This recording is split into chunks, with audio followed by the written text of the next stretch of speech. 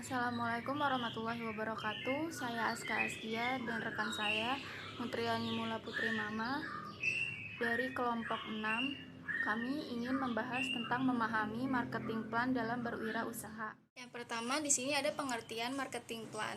Marketing plan itu ialah suatu sistem yang dirancang untuk merencanakan, menentukan harga, promosi, dan mendistribusikan barang yang dapat memuaskan keinginan dan mencapai target pasar dan sesuai dengan tujuan bisnis perusahaan. Nah, di sini tuh ada tahapan marketing plannya. Tahapannya itu memiliki 4 tahapan, yaitu analisis situasi, hal yang berhubungan dengan pasar dan kompetitor, terus segmentasi pasar, dan lebih mendalami situasi pasar secara luas. Yang kedua ada perencanaan strategi marketing. Di tahap ini meliputi target konsumen dan strategi positioning, strategi marketing relationship, dan perencanaan produk-produk baru. Yang ketiga pengembangan program marketing seperti produk dan servis, distribusi, harga, strategi promosi yang direncanakan dan dilaksanakan untuk memenuhi target kebutuhan konsumennya. Nah, yang terakhir ada strategi pelaksanaan dan pengelolaan desain dan diorganisir pelaksanaan strategi marketing dan pengawasan pelaksanaannya. Ada 5 konsep, yaitu konsep produksi, konsep produk, konsep penjualan, konsep pemasaran, dan konsep sosial. Yang pertama itu konsep produk, dilatar belakangi oleh pemikiran bahwa konsumen menginginkan produk yang murah dan mudah didapatkan di mana-mana. Jadi produsen yang menganut konsep ini membuat produksi secara massal karena menekan biaya dengan efisien tinggi, terus juga biayanya tetap yang sangat kecil karena jumlah produksi yang besar, sehingga harga pokok pabrik bisa ditekan dan harga jual lebih rendah dari saingan. Terus yang kedua itu ada konsep produk. Pada saat konsumen sangat membutuhkan barang sehingga akan menjadi langka di pasaran, maka produsen memusatkan perhatian pada teknis pembuatan produk saja. Produsen belum memperhatikan selera konsumen. Produsen membuat barang dengan kemauannya sendiri, hanya menuruti bagaimana selera produsennya sendiri. Yang ketiga ada konsep penjualan. Di sini produsen membuat barang, kemudian harus menjual barang itu dengan berbagai teknik promosi. Hal yang penting di sini ialah adanya kegiatan promosi secara maksimal supaya barang bisa terjual. Paham dari konsep ini ialah bagaimana barang atau jasa yang dihasilkan dapat terjual. Nah, konsep keempat yaitu konsep pemasaran. Konsep ini berkembang lebih maju dibandingkan dengan konsep-konsep sebelumnya. Produsen yang menganut konsep ini akan melakukan strategi dan perencanaan pemasaran yang matang. Produsen akan semakin besar dan produksi dengan sendirinya akan menjadi naik. Terus yang kelima konsep sosial. Artinya yaitu konsep marketing yang berwawasan sosial. Konsep ini ialah konsep yang berusaha memenuhi kebutuhan, keinginan, dan minat konsumen sehingga dapat memenuhi kepuasan konsumen secara efisien dan efektif dan membuat kehidupan masyarakat menjadi lebih baik. Nah, selanjutnya ada strategi marketing atau pemasaran. Strategi pemasaran merupakan keseluruhan program perusahaan untuk menentukan target pasar dan memuaskan konsumen dengan membangun kombinasi elemen dan bauran pemasaran. Nah, dalam strategi marketing ini meliputi segmentasi pasar, pasar sasaran, positioning, dan diferensiasi. Yang pertama itu ada segmentasi pasar, yaitu kegiatan membagi menjadi suatu kelompok-kelompok pembeli yang berbeda yang memiliki kebutuhan, karakteristik, atau perilaku yang berbeda, yang mungkin kebutuhan produk atau bauran pemasaran yang berbeda juga. Nah, di dalam segmentasi pasar ini ada dibagi jadi ada beberapa bagian, yaitu segmentasi geografik, segmentasi demografis, segmentasi psikografis, dan juga segmentasi behavioristik perilaku. Nah, terus yang kedua ada pasar sasaran atau market targeting. Nah, pasar sasaran itu mengevaluasi keaktifan setiap segmen, kemudian memilih salah satu segmen pasar atau lebih untuk dilayani. Nah, kegiatan menetapkan pasar yaitu yang pertama evaluasi segmen pasar yang terdiri dari ukuran dan pertumbuhan segmen. Terus yang kedua ada strukturan segmen, yang ketiga sasaran dan sumber daya perusahaan. Nah, lalu ada memilih segmen, yaitu menentukan satu atau lebih segmen yang memiliki nilai tinggi bagi perusahaan, menentukan segmen mana yang dan berapa banyak yang dapat dilayani. Terus yang ketiga ada posisi pasar, yaitu market positioning. Posisi pasar ialah menentukan posisi yang kompetitif untuk produk atau atas suatu pasar. Tujuan menetapkan posisi pasar ialah untuk membangun dan mengkomunikasikan keunggulan bersaing produk yang dihasilkan ke dalam benak konsumen. Nah, terus penentuan posisi pasar bagi produk barang dari sebuah perusahaan merupakan hal yang sangat penting. Adapun tahapannya dalam melaksanakan strategi penentuan posisi pasar, yang pertama ada identifikasi keunggulan kompetitif. Lalu yang kedua memilih keunggulan kompetitif yang tepat. Memilih keunggulan kompetitif yang tepat di sini yaitu mempertimbangkan beberapa banyak perbedaan yang dipromosikan, perbedaan mana yang dipromosikan. Terus yang ketiga itu mewujudkan dan mengomunikasikan posisi yang dipilih. Posisi pasar yang telah dipilih sebaiknya diwujudkan, kemudian dikomunikasikan ke berbagai pihak yang membutuhkan, termasuk pihak intern perusahaan. Selanjutnya akan dijelaskan oleh rekan saya. Terima kasih. Hai, Assalamualaikum warahmatullahi wabarakatuh. Perkenalkan, nama saya Mutriani Mula Putri Mama. Di sini saya sebagai pemateri kedua akan melanjutkan pembahasan materi dari rekan saya. Yang pertama, materi yang saya akan bahas yaitu ada bauran marketing, dan yang kedua ada tren cara marketing di era 4.0. Lanjut saja ke materi yang pertama, yaitu saya akan membahas tentang bauran marketing. Nah, biasanya bauran marketing ini kan biasa kita sebut dengan bauran pemasaran. Nah, setelah biasanya pengusaha menentukan target pemasarannya, nah pengusaha ini akan membuat rencana yang detail dalam bauran pemasaran tersebut.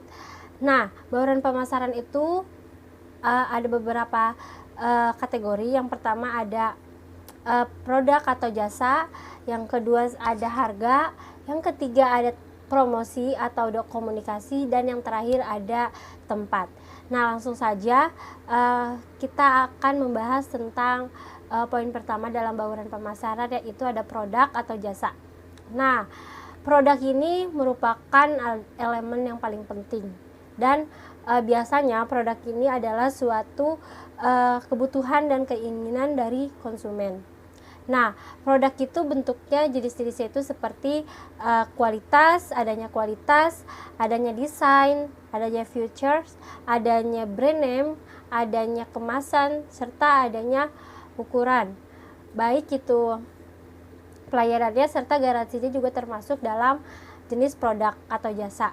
Nah, selanjutnya ternyata produk ini atau jasa ini mempunyai sifat-sifat juga. Yang pertama itu ada tidak terwujud. Nah, produk atau jasa ini tidak bisa diraba, tidak bisa dicium, tidak bisa dilihat, tidak bisa dirasa sebelum adanya transaksi oleh pembeli. Nah, yang kedua di sini ada tidak dapat dipisahkan. Nah, jasa ini atau produk ini tidak dapat dipisahkan oleh sumbernya. Contohnya, hotel kan penginapan. Nah, dia tidak bisa dipisahkan oleh bangunan seperti itu. Nah, yang ketiga sifatnya itu berubah-ubah. Nah, bidang jasa ini sifatnya itu bisa cepat banget bisa berubah-ubah karena jasa ini tergantung sama siapa yang dia sajikan, terus di mana dia disajikan, terus di mana juga kapan juga dia disajikan, seperti itu. Misalkan hotel yang berbintang 5 pasti akan berbeda dengan pelayanan bintang 5 akan berbeda dengan pelayanan bintang 3, seperti itu. Terus yang selanjutnya, daya tahan jasa tidak dapat disimpan karena misalkan kita memesan sebuah hotel, pasti kan kita akan dikenakan biaya sewa gitu. Terus kalau kita berlebihan, kita pasti akan kena cas kayak gitu. Selanjutnya yang kedua itu ada harga. Tadi kan yang pertama ada produk atau jasa, sekarang yang kedua ada harga.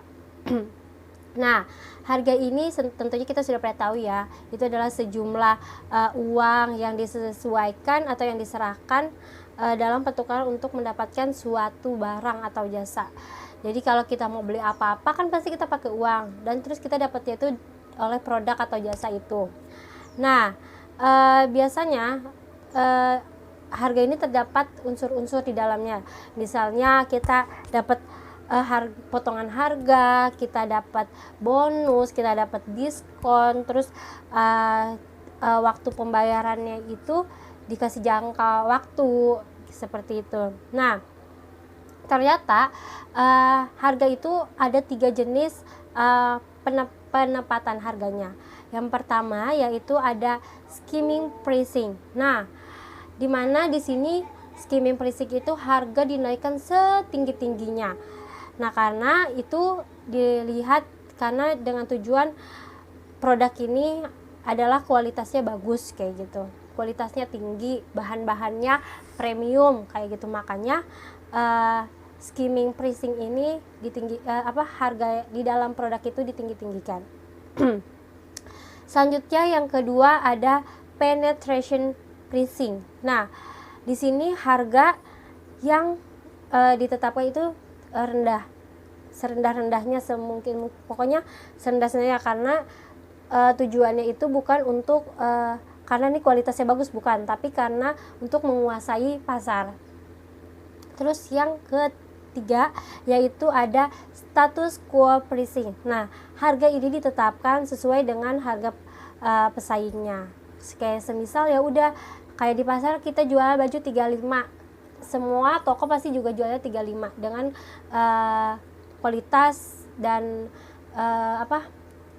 produk yang sama gitu. Nah, selanjutnya dalam harga ini kan kita pasti cari keuntungan untuk memproduksinya lebih banyak lagi. Kalau kita cuma bikin harga tapi kita nggak dapat keuntungan, ya itu sama aja bohong. Kita coba ngeluarin modal kita doang. Kita kita nggak bisa produksi lebih banyak lagi. Nah, penentuan harga ini merupakan hal yang paling sangat penting dalam suatu perusahaan. Nah, ketika harga sudah ditetapkan, maka di sini konsumen akan mengambil keputusan apakah dia akan membeli barang tersebut atau tidak. Nah, penentuan harga ini juga tidak menjadi patokan orang itu beli atau tidak. Bisa saja orang tersebut itu membeli karena kualitas barang tersebut yang bagus, maka dengan harga seberapapun orang itu akan beli. Nah, ada juga orang yang tidak melihat kualitas barang itu karena harganya murah misalkan. Nah, maka konsumen itu akan membeli. Terus apakah harga tersebut ini bisa dibeli dengan bisa dibeli banyak? Bisa kita beli jilbab. Nah, jilbab itu kan kalau segi 4 atau pasmina kayak gini kan kalau di Tanah Abang biasanya lebih murah kalau kita beli satu lusin kayak gitu. Jadi penentuan harga itu nggak melulu tentang murah atau mahal, tapi tentang kualitas juga, seperti itu. Selanjutnya poin yang ketiga yaitu ada promosi atau komunikasi. Setelah tadi sudah ada produk atau jasa, yang kedua ada harga, sekarang yang ketiga ada promosi atau komunikasi. Nah, dalam suatu perusahaan sudah pasti promosi ini merupakan hal yang sangat penting. Karena apa? Karena untuk memberikan informasi kepada pasar atau ke konsumennya, untuk memberikan informasi bahwa apa yang ia jual pada saat itu. Nah, ternyata promosi ini memiliki beberapa cara dalam menyebarkan informasi. Yang pertama yaitu ada periklanan atau advertising.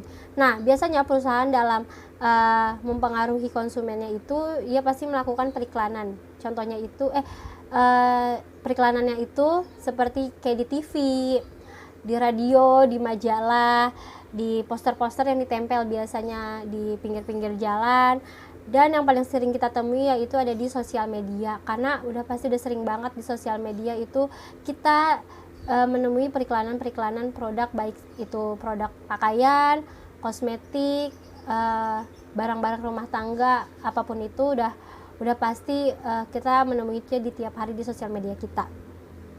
Selanjutnya yang kedua yaitu ada penjualan pribadi atau pribadi selling.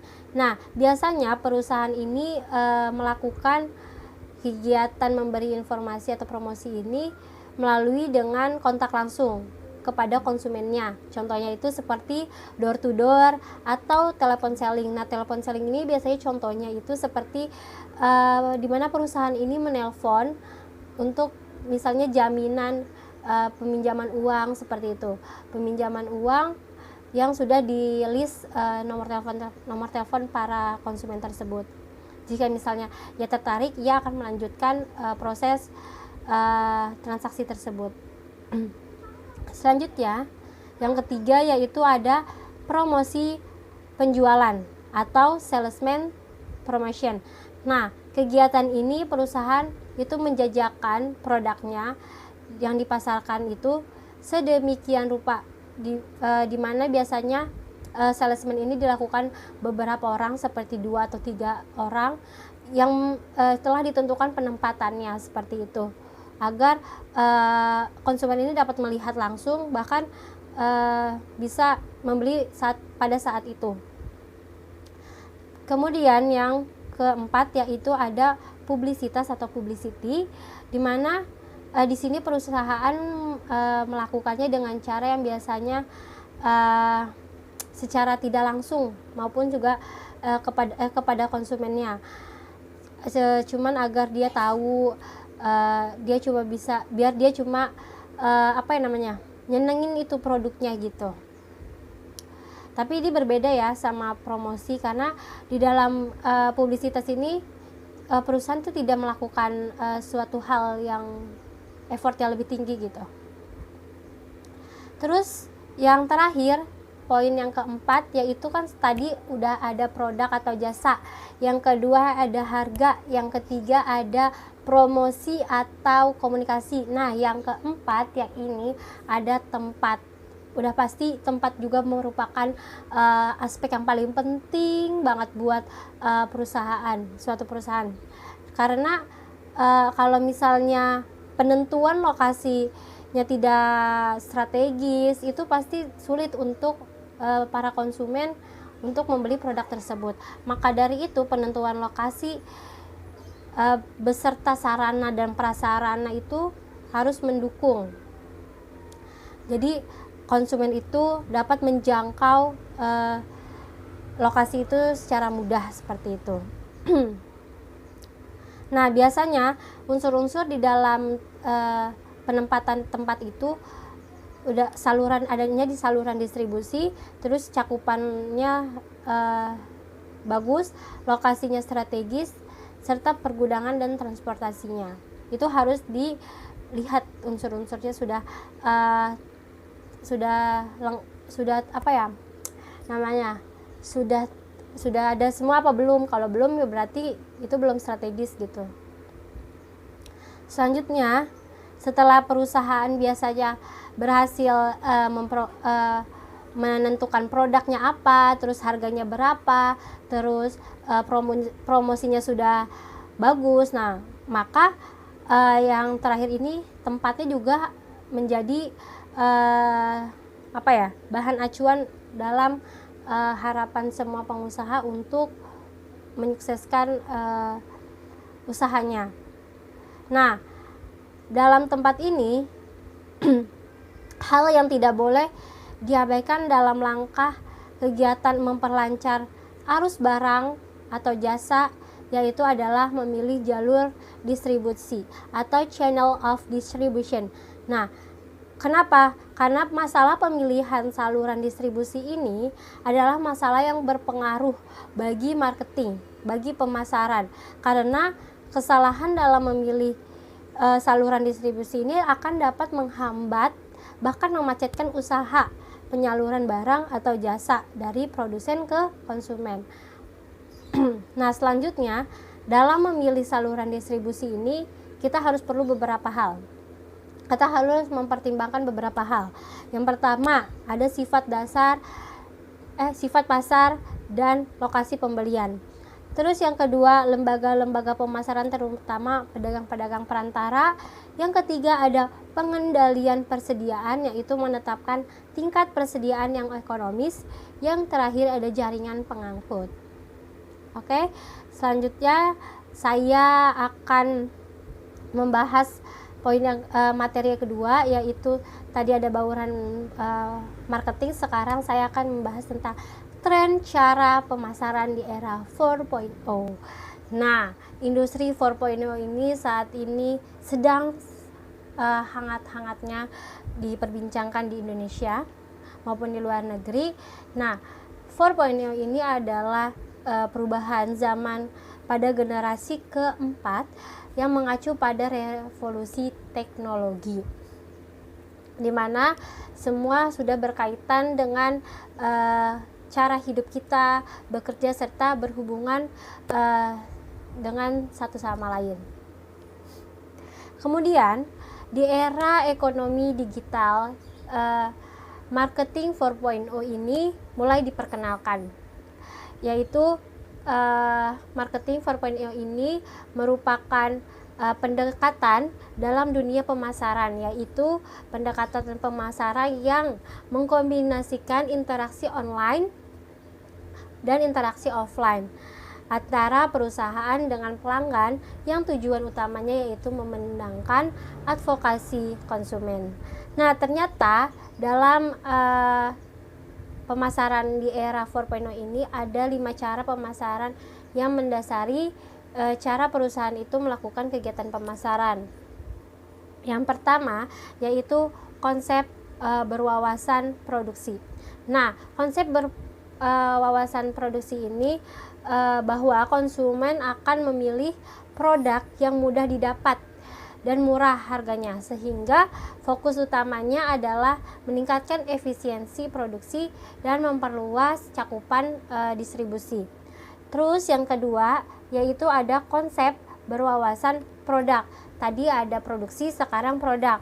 Nah, di sini bahwa konsumen akan memilih produk yang menawarkan mutu, melihat kualitasnya, kinerjanya serta hal-hal yang inovatif lainnya. Sehingga fokus utama perusahaan tersebut yaitu membuat produk yang lebih baik dan secara terus-menerus menyempurnakan produk tersebut. Terus yang ketiga ada konsep berwawasan penjualan. Nah, konsep berwawasan penjualan ini bahwa kalau konsumen dibiarkan saja, maka konsumen tidak akan membeli produk tersebut.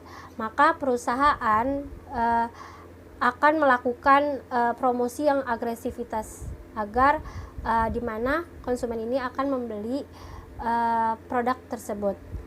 Selanjutnya yang keempat ada konsep berwawasan pemasaran. Nah, bahwa kunci untuk mencapai tujuan organisasi terdiri dari penentuan kebutuhan dan keinginan pasar sasaran serta memberikan kepuasan yang diinginkan secara lebih efektif dan efisien pada persaingannya. Nah, konsep ini yang berwawasan pemasaran ini ada 4 kunci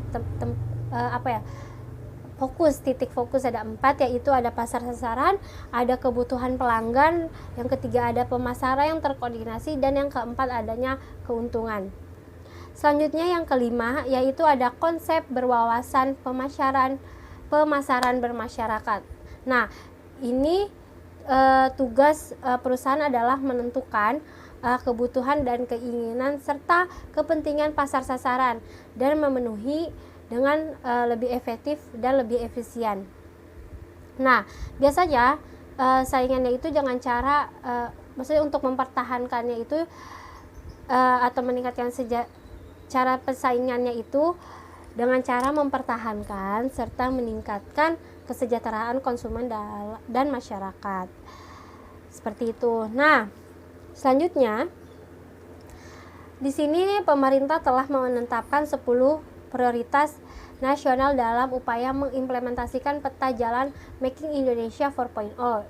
Nah, revolusi industri ini yang keempat, yang 4.0 ini tidak bisa kita tidak bisa hindari. Karena kenapa?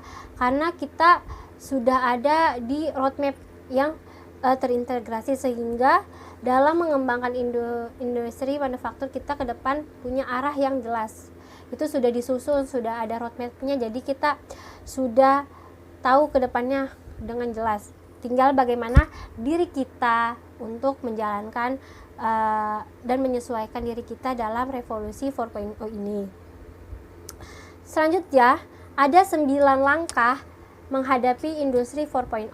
Oke, yang pertama yaitu ada perbaikan aliran barang dan material. Nah, upaya ini untuk memperkuat produksi lokal pada sektor hulu dan menengah melalui peningkatan kapasitas dan percepatan adopsi teknologi. Kemudian yang kedua ada mendesain ulang zona industri kita. Terus habis gitu yang ketiga ada mengakomodasi standar-standar berkelanjutan. Kemudian yang keempat ada memberdayakan usaha mikro seperti UMKM. Di Indonesia udah banyak banget ya UMKM. Terus yang kelima ada membangun infrastruktur digital nasional. Kemudian yang keenam ada menarik minat investasi asing. Yang ketujuh ada peningkatan kualitas sumber daya manusia.